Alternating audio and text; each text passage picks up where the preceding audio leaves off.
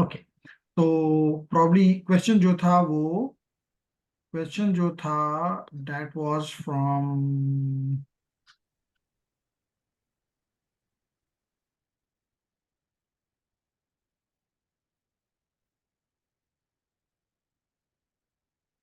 या जी।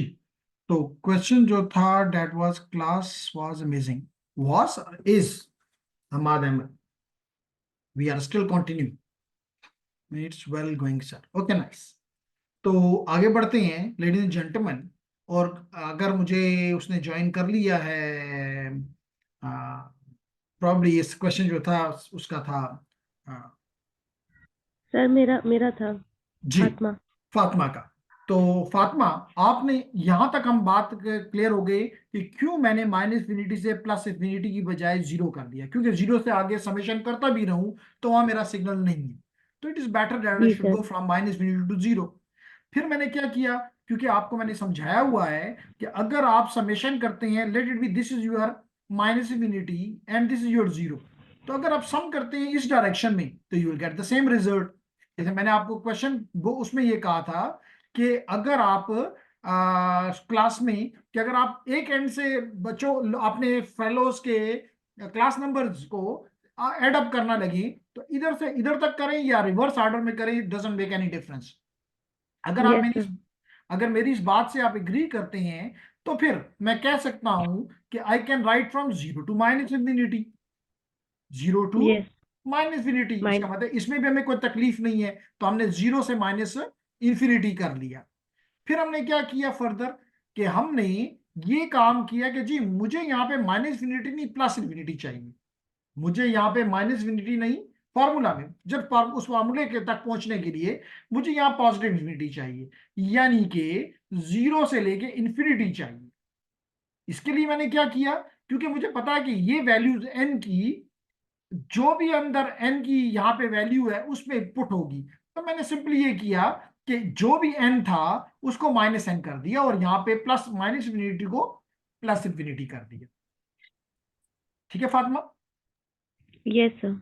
तो फिर यहां पे जब मैंने इस माइनस एन को प्लस एन को माइनस एन किया, तो अगेन मुझे यहां पे कैप एन चाहिए था, तो मैंने सिंपली इस माइनस को अंदर ले गया, तो माइनस यहां पे आया तो आर की पावर माइनस वन हो गई, और ये जी की पावर माइनस वन थी तो ये प्लस वन हो गई, जिसको मैं अगर चाहूं तो यूं भी लिख सकता हूं अब जी बाय आर।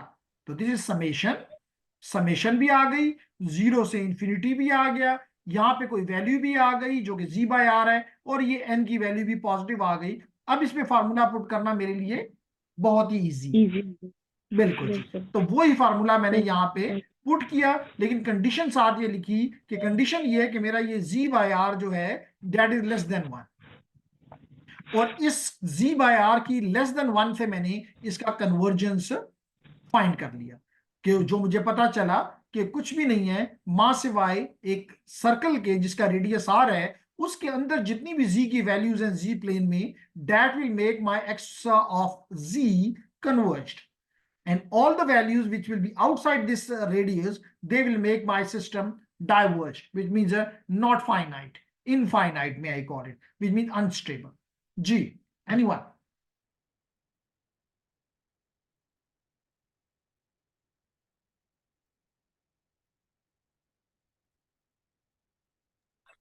सर जी ये जो आपने लास्ट पॉइंट बोला है ये प्लीज रिपीट कर दे। जी, मैं रिपीट करता हूं, कोई मसला नहीं।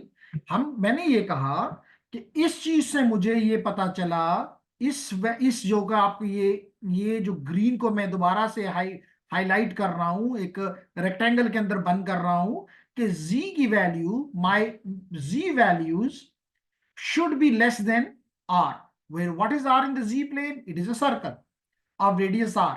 तो इसका मतलब है कि जो भी वैल्यूज इससे अंदर आएंगी, देखें ना जी, अगर मिसाल के तौर पे जी have the value z1, z2, z3, कोई वैल्यूज होंगी, कॉम्प्लेक्स नंबर्स हैं, ये z की वैल्यू अगर यहां पे लाई करती है z1, z2, z3, तो दे आर लेस देन, इसका मतलब है कि they are less than r, क्योंकि अगर r से बड़े होते तो ये यहां पे कहीं लाई करते, अगर ये यहां लाई करता है तो it will make my system unstable और divergent.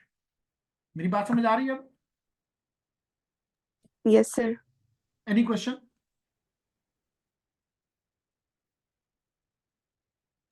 No sir. Okay nice, आगे बढ़ते हैं जी। Okay, the third is about the, अब और भी मजेदार क्वेश्चन आ गया हमारे लिए। अब हम कहते हैं कि जी नॉन कॉजल सिस्टम है, थोड़ी सी आपकी तवज्जो चाहिए होगी कि क्या मैं इसमें कहना चाहता हूं कि ये एक नॉन कन्वर्जेंट सिस्टम है। नॉन कन्वर्जेंट कह रहा हूं, नॉन कॉजल, ये एक नॉन कॉजल सिस्टम है। ओके, अब इससे क्या मुराद, इसका मुराद ये है कि आपकी वैल्यूज नेगेटिव में भी हैं, पॉजिटिव में भी हैं, और दोनों तरफ इंफिनिटी की तरफ जा रही हैं। इसका मतलब है कि अगर ये होता सिर्फ तो ये कॉजल था, अगर ये होता सिर्फ तो ये नॉन एंटी कॉजल, लेकिन दोनों हैं इसलिए ये नॉन कॉजल सिस्टम है। तो again we want to find the ROC for an infinite duration signal which is two-sided which means non-causal signal. जी लेडीज एंड जेंटलमैन, मेरा क्वेश्चन समझ आया? थर्ड, क्योंकि पहले हमने लिया राइट साइडेड, फिर हमने लिया लेफ्ट साइडेड, अब हम ले रहे हैं बोथ साइडेड। तो are you getting my problem, what I want to explain? Yes, sir. Okay Yes, sir. Umar, okay Fatima, good that you people are responding positive. कोई भी आपको वो करेंगे, I will highly appreciate you. और अगर मस्ती करेंगे तो फिर किसी एडमिनिस्ट्रेटर साहब ने कुछ तो कहा हुआ है, तो फिर डर के नहीं। तो आगे बढ़ते हैं जी। अब इस सिग्नल को मैं यू रिप्रेजेंट करता हूं। ओके, क्या ये टेक्स्ट आपने लगाया हुआ है नूरुल हक? अगर है तो इसको रिमूव कर दो। No, sir. अच्छा चले, ठीक है, मैंने नहीं लिखा सर। ठीक है, नाइस, कोई मसला नहीं, कोई मसला नहीं। सी वेदर,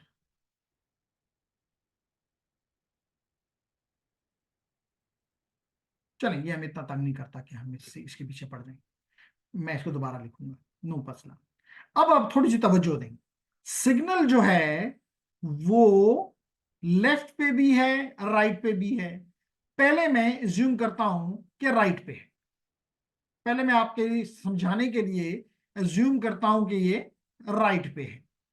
अगर ये राइट पे है तो आप इजीली कह सकते हैं कि मैं अपने एम्पली कोई भी सिग्नल आर एफ एन को यू ऑफ एन के साथ अगर मल्टीप्लाई कर दूं तो this represents a right sided signal. है कोई शक? No, sir. No sir. लेकिन ये सिर्फ फातिमा का जवाब आ रहा है, बाकियों का क्या रिस्पॉन्स है? नो सर, आप कंटिन्यू करें। ओके ओके अलीना, इसी तरह अगर मैं कलर चेंज करके दोबारा आपके पास आऊं विच इज ग्रीन से ब्लैक होके, यहां पे अगर देखें तो I can write it u of minus n only and multiply by some, may I call it r की बजाय s कह लेता हूं, s की पावर है, या सिंपली मैं कहता हूं this is r1, this is r2, this is r2, r2 की पावर है। So here the signal is represented क्योंकि u of minus n, you understand, u of minus n means something here with the amplitude of 1 at 0, at 1, at -1, at -2, at -3 and so on up to infinity. This is represented by u की power minus n, और जो भी value r की होगी उससे multiply होकर this will give you the left sided signal, this will give you the right sided signal. Does you, whether my this point is clear to you?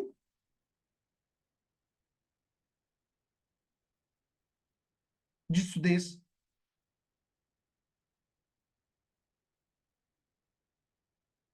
Anyone? Is it clear? Can I proceed?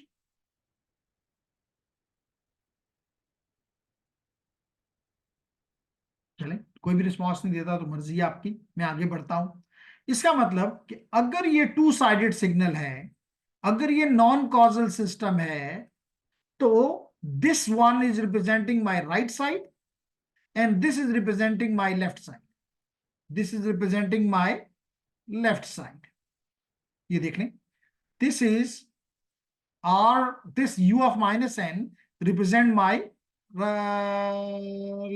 left side, and this is representing my right side, क्योंकि my signal is two sided, left भी है right भी है। Make sense up to this point? जी सुदेश, सुदेश मैंने कहा कि मेरा जो सिग्नल है वो, क्योंकि हमने इससे पहले आज की क्लास में पहले स्टार्ट दिया राइट साइडेड सिग्नल की तरफ, फिर सेकंड में जिसको हमने कहा कि दिस इज कॉजल, फिर हमने लिया फ्रॉम लेफ्ट साइडेड सिग्नल जिसको आप कहते हैं एंटी कॉजल। इन दोनों के आरओसीज हमने फाइंड कर लिए। अब हम कहते हैं कि एक ऐसा सिग्नल है जिसमें लेफ्ट भी है राइट भी है, यानी कि वो कॉजल भी है वो एंटी कॉजल भी है। इसका मतलब है कि मैं कहना यह चाहता हूं कि वो नॉन कॉजल है, लाइक दिस। उसमें लेफ्ट साइड राइट भी है लेफ्ट भी है ना। अगर मुझे राइट साइडेड को रिप्रेजेंट करना है तो my unit impulse function can be a good representation, और अगर यहां है तो u की power minus n flipped version along with some amplitude, जिसको मैंने इस साइड पे कहा r1 की पावर n और इधर कहा r2 की पावर n, और इन दोनों को मैंने कंबाइन कर लिया लेफ्ट और राइट को, तो this become my two sided signal x of n। यहां तक क्लियर है? There is something in the chat. Very well, sir. Okay, if it's very well, I am happy. So I proceed then. Now, what is the formula? X of z is equal to n की power minus infinity से plus infinity x of n into z की power minus n. Now, very simple. X of n is given by this number one equation, this number one. So I can put here number one. So it is r1 की power n u of n plus r2 की power n u of minus n z की power minus n। यहां तक clear है? May I go to the chat again? Got it. Okay, Sudesh. So we continue. अब question ये है कि अब ये समेशन है, तो ये समेशन, ये जो भी लाइनें लगा रहा है एडमिन 007, तो चेक करो क्योंकि इस वक्त एडमिन तुम ये डीएसपी 007, एडमिन 007 कौन है? अभी अपने लिए मसला क्रिएट करना चाहता है तो मुझे कोई तकलीफ नहीं होगी फिर। सर असल में इनको पता नहीं है कि एडमिन के पास सब डेटा आ रहा होता है सर। ये एक एक के नाम और रजिस्ट्रेशन नंबर सर मैं आपको दूंगा, फिर आप जाने इनके रिजल्ट जाने और ये जाने। ठीक है, ये मुझे इसको वो कर ले, क्योंकि इंसानियत जो है फिर जब नहीं है तो फिर वाई डीएसपी, तो फिर पूछ लेंगे कि वाई डीएसपी। ओके, तो थैंक यू जी, I will share with me this now. Okay, अब आप यहां पे देख रहे हैं कि ये मैं अपना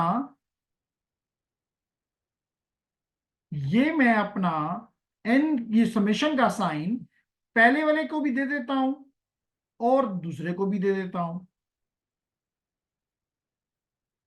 ठीक है, दोनों को मैंने, ये देख ले, पहले वाले को भी दे दिया और दूसरे वाले को भी दे दिया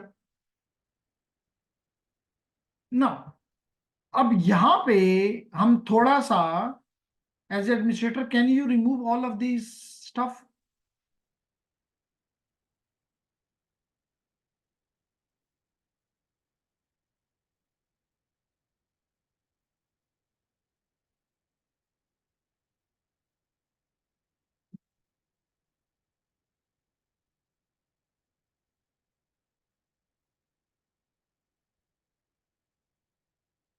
ओके, अब हम इसको आगे देखते हैं जी। या कोशिश कर सकता है आई थिंक एज वेल, लेकिन चले मैंने अब इनका लिखने की वो सलाहियत खत्म कर दी।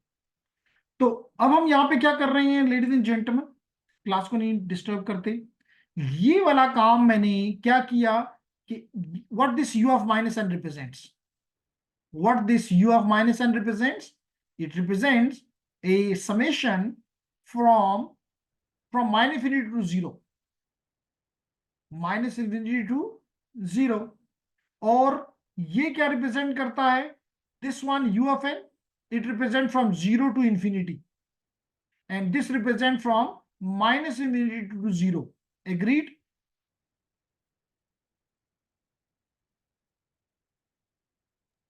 Yes, sir. Good.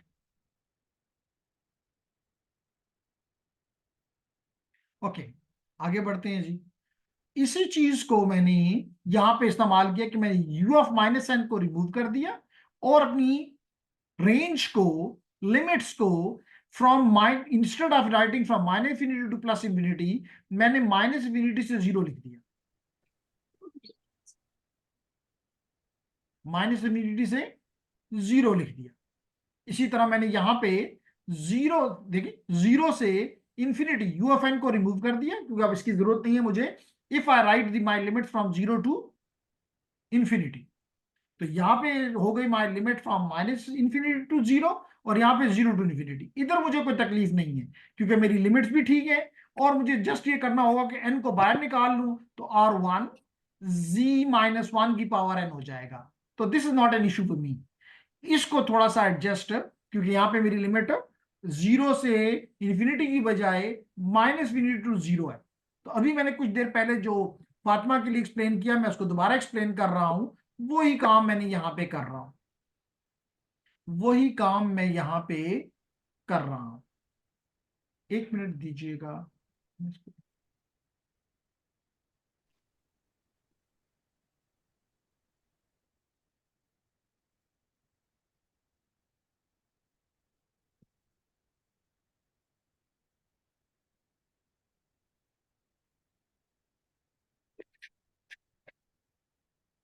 चलिए ये गया, साफ हो गया, तो वी कैन मूव बैक।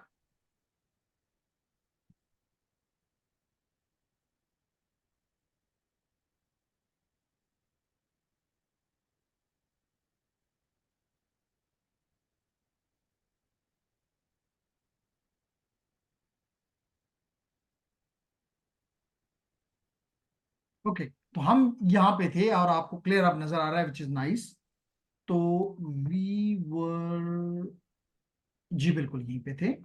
तो अब यहाँ पे आपके पास माइनस इंफिनिटी से 0 तक है, माइनस इंफिनिटी से 0, तो मैंने उल्टा कर दिया क्योंकि हमें समझ आती है कि अगर मैं इसको 0 टू माइनस इंफिनिटी भी कर दूं तो कोई फर्क नहीं पड़ता। यहां पे मैंने क्या किया, R2 और z माइनस 1 की पावर n कर दिया, यहां पे मैंने R1 z माइनस 1 की पावर n कर दिया। तो इसमें तो मुझे अब बिल्कुल कोई इश्यू नहीं है उमैर, यहां मुझे कोई मसला नहीं है। लेकिन यहां पे अभी भी इशू है कि it is 0 to minus infinity, इसको मैंने पॉजिटिव इंफिनिटी बना दिया। कैसे बना दिया कि यहाँ n की वैल्यू को जो कि पॉजिटिव थी नेगेटिव कर दिया, क्योंकि definitely these are the values of n which we have to put here. तो मैंने इसको पॉजिटिव बना दिया और इसको माइनस n कह दिया। फिर मुझे यहाँ पे क्योंकि प्लस n चाहिए था, ये माइनस भी मैं अंदर ले गया, तो R2 की पावर -1 एंड z की पावर -1 जो थी वो प्लस हो गई। अब मेरे लिए आसान हो गया टू पुट द फार्मूला। अब मेरे पास दो वो हैं। पहले केस के लिए my this value z by R2 should be less than 1 if I want to put this formula, if I want to use this formula, this something will make this something, अगर मैं इस पे formula लगाना चाहता हूं तो this r by z by R2 should be less than 1। और साथ ही वो कहता है क्योंकि एक को नहीं ले सकते, अलग अलग नहीं ले सकते, दोनों को कंबाइन करना होगा क्योंकि डबल साइडेड सिग्नल है, इसका मतलब r divide by z should also be less than 1। तो ये दो कंडीशन मेरे पास आ गई। पहली कंडीशन के लिए मेरे पास according to this formula 1 divide by 1 minus z by R2, और यहां पे आ गया 1 divide by 1 minus r by R1 by z। यहां तक क्लियर है? तो दो टर्म्स, एक ये टर्म आ गई हमारे पास, एक ये टर्म आ गई हमारे पास। इस पे कोई क्वेश्चन है तो कर ले, शाबाश।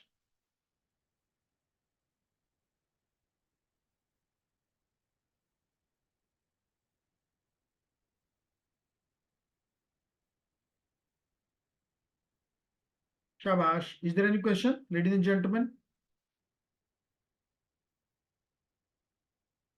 ओके, जब रिपीट कर दें sir, is from Hammad. Clear है sir? No sir. What mean Alina, what mean by no sir? Whether it is clear और नॉट?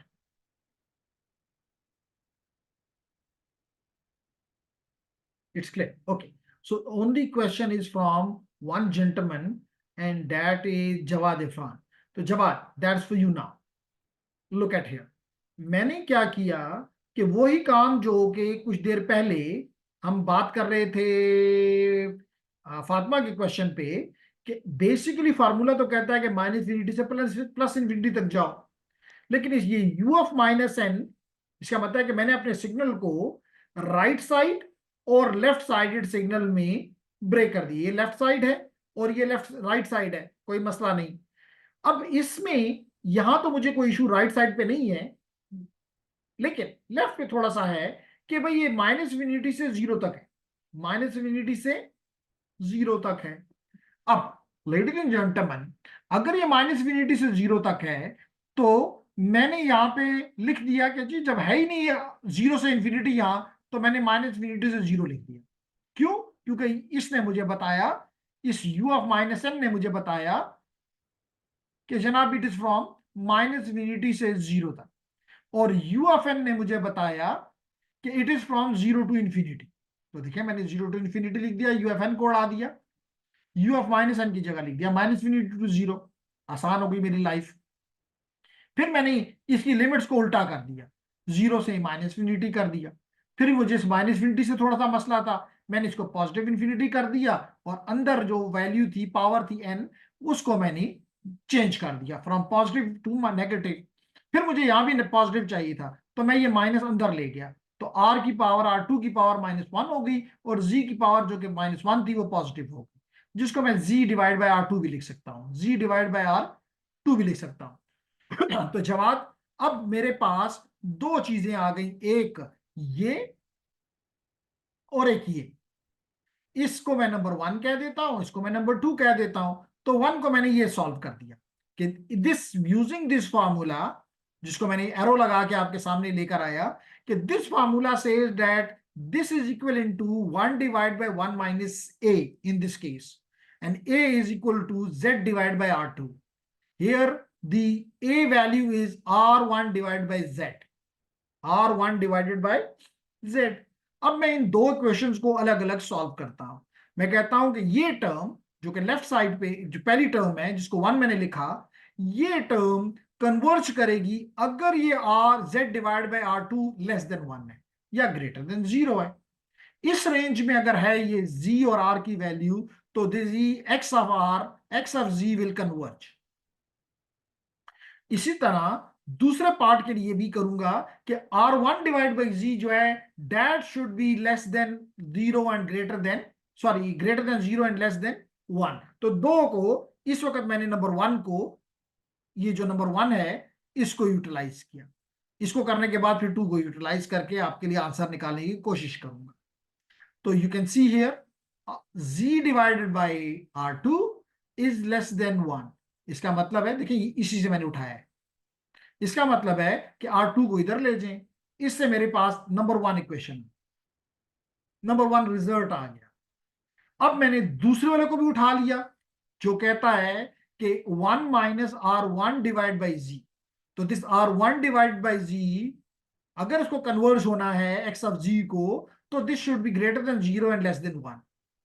इसका मतलब है कि r divided by r1 divide by z should be less than 1, और r1 is less than z, या ये कह दूं कि z is greater than r1। तो इन दोनों को अगर आप 1 और 2 को थोड़ा सा गौर से देखें, तो ये कह रहा है कि जनाब r z जो है वो छोटा है r2 से, और ये कहता है कि z बड़ा है R1 से। इससे क्लियरली नजर आ रहा है कि R, देखिए ना, अगर ये z है तो ये क्या कह रहा है, z is less than R2, इसका मतलब R2 इससे बड़ा है, ये R2 कहीं यहां लाई करेगा। और ये कहता है कि z is greater than R1 less है, इसका मतलब कि R1 कहीं यहां लाई करता है। इसका मतलब है कि मैं कह सकता हूं कि R1 is less than R2, R1 is less than R2। तो मैंने दो सर्कल बना दिए, एक छोटा R1 के साथ, ये देख लो, और एक बड़ा R2 के साथ, R2 के साथ। अब क्वेश्चन क्या कहता है, मजेदार बात यहां पे, समझने की बात यहां पे है आप लोगों के लिए, कह ये रहा है अब कि आपका z की वैल्यू जो है, इस पहले वाले को देख लें, z की वैल्यू जो है वो कम है R2 से। देखिए ये R2 है, R2 से कम, अंदर आ जाओ, ये अगर R2 है, ये सारा सर्कल R2 को रिप्रेजेंट करता है, जिसे मैंने यहां दिखाया भी है, इससे कम, तो इससे कम इज समवेयर हियर। और दूसरी बात कहता है कि z is greater than R1, यानी कि सारा अंदर नहीं आ सकते हो, R1 तक आ सकते हो, इसके अंदर नहीं आओगे, क्योंकि यहां पे अगर आ गया तो ये सेकंड इक्वेशन, ये इक्वेशन, ये एक्सप्रेशन डिसोबे हो जाएगी। तो अगर आप दोनों को ओबे करवाते हैं तो that is the reason which is this one which is shaded. इसका मतलब ये हुआ कि अगर हमारा टू साइडेड सिग्नल है, राइट साइडेड भी है, लेफ्ट साइडेड भी है, तो उसका रीजन ऑफ कन्वर्जेंस जो है that will be the common area between, कह लें, बिटवीन R1 एंड R2। इसलिए यहां पे मैंने ये लिख दिया कि ROC of infinite duration two sided signal हमने फाइंड करना है, and ROC is given between the two circles of radius R1 and R2। जी ladies and gentleman, any question?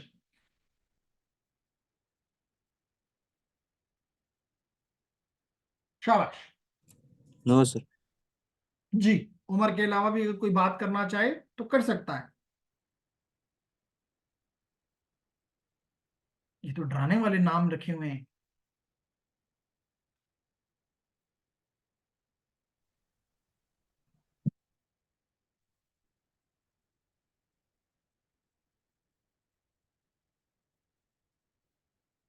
Ji, you have 1 minute to think about. अगर आपका कोई question है तो I will be happy to respond.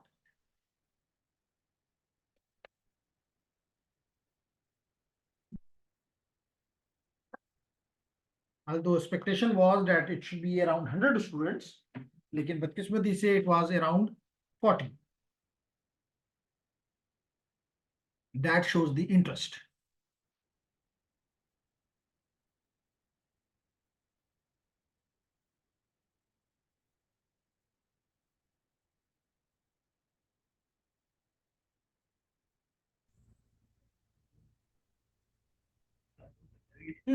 Question ये पूछा गया, interesting है, कि अगर R1 और R2 बराबर हो तो लाजमी तौर पे दोनों सर्कल एक दूसरे के ऊपर आ जाएंगे और उनके दरमियान में कोई जगह नहीं होगी। इसका मतलब ये सिस्टम कहीं भी कन्वर्ज नहीं करेगा।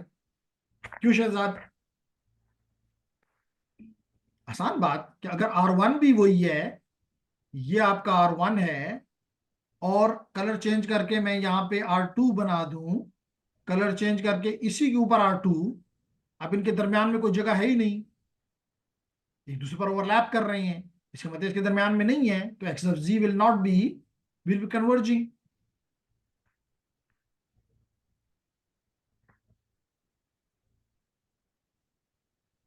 मलाइका कह रही हैं कि सर काइंडली ये डायग्राम दोबारा समझा दें। जी बिल्कुल, नो मसला मलाइका, कम ऑन, आप समझने वाली बने, नीचे हम मीम्स आपको। बहुत है। जी, क्या क्वेश्चन है? नहीं है, नहीं है। ओके, क्वेश्चन नहीं है तो मैं मलाइका के क्वेश्चन का जवाब दे रहा हूं। मलाइका, लिसन। ओके, तो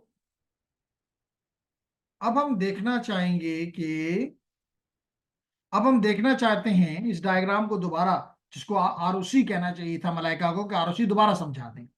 देखिए, आपके पास ये दो इक्वेशंस हैं, यहां तक तो आप मेरे साथ एग्री करती हैं, ये है ए और ये है बी, ये दो एक्सप्रेशंस हैं जिनको हमने इंप्लीमेंट करना है। अब यहां पे अगर आप देखें तो कहता है कि पहली बात तो ये कि मैंने इस जगह पे ये चीज प्रूव करने की कोशिश की, समझाने की कोशिश की कि कहते हैं z is less than R2, इसका मतलब R2 बड़ा है, तो देखें R2 बड़ा है, मैंने आगे लगा दिया। और फिर कहता है कि z is greater than R1, यानी z इज ग्रेटर, इसका मतलब कि R1 इज स्मॉलर, तो मैंने ये लगा दिया। इससे ये पता चला कि R1 एक छोटा रेडियस है और R2 एक बड़ा रेडियस है। तो देखिए मैंने यहाँ पे R1 एक छोटा रेडियस और के साथ एक सर्कल बना दिया, और R2 मैंने एक बड़े रेडियस के साथ सर्कल बना दिया। यहां तक तो हमें बात समझ में आ गई। अब मुझे z की वैल्यूज देखनी है कि इस z प्लेन में कहां पे अगर मैं रख दूं तो मेरा x ऑफ z जो है वो कन्वर्ज कर जाएगा, यानी फाइनाइट वैल्यू दे देगा।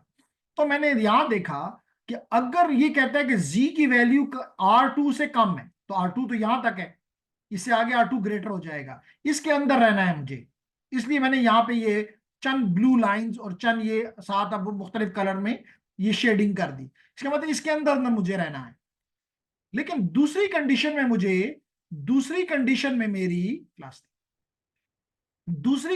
में मेरे R1 की वैल्यू ये बता रही है कि Z की वैल्यू इससे बड़ी होनी चाहिए, तो R1 यहां तक है, मलाइका R1 जो है वो इस सर्कल को रिप्रेजेंट कर रहा है, यानी इससे मुझे बाहर रहना है।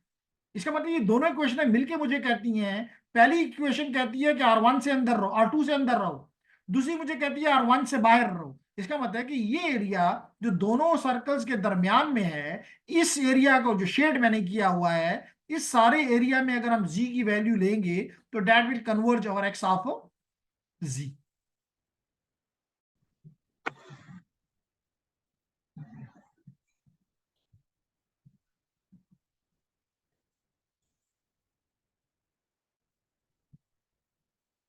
जी, any question? That was the question from Malaika. तो मलाइका, आपको सवाल का जवाब मिल गया? Can I proceed further?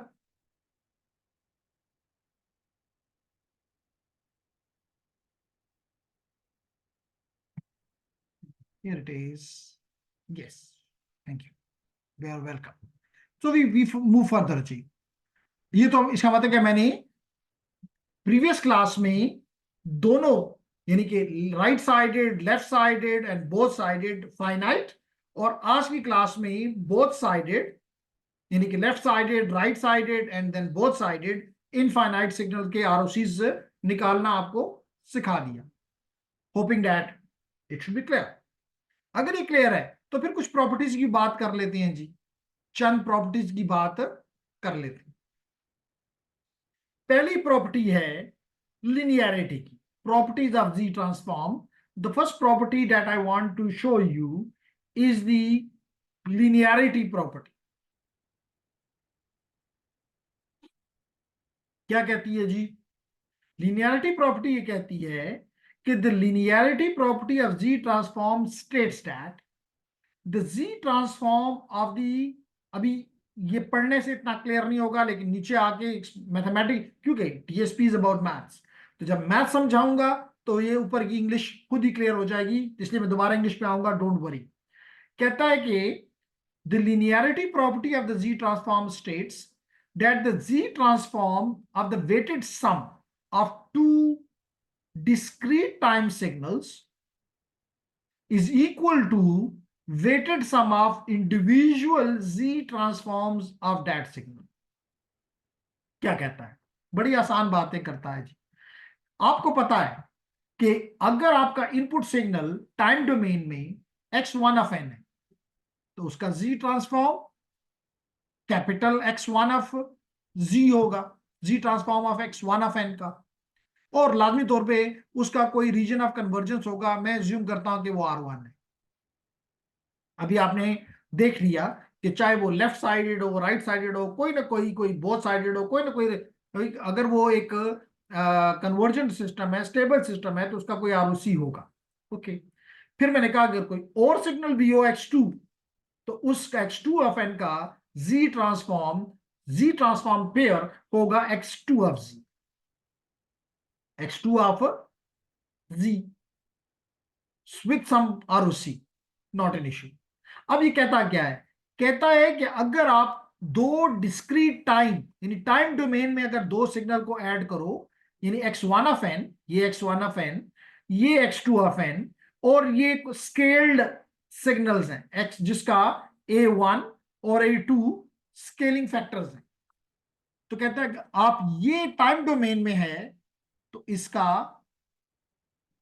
z domain में z ट्रांसफॉर्म के बाद क्या जवाब होगा? देखिए, इंडिविजुअल्स का z ट्रांसफॉर्म लें और उनको वेटेड, वेटेड का मतलब है कि स्केल्ड, सम कर दो, सम Excuse me, कर sir. दो। जी gentleman. Sir, this connection may drop anywhere between because we have less than a minute. तो next link आप generate करेंगे। 1 मिनट से कम? अच्छा, आपको पता होगा, मुझे नहीं लगा। ठीक है, आई विल जनरेट जी, नो प्रॉब्लम, नो प्रॉब्लम। जो ही कनेक्शन ड्रॉप होता है तो आई विल सेंड यू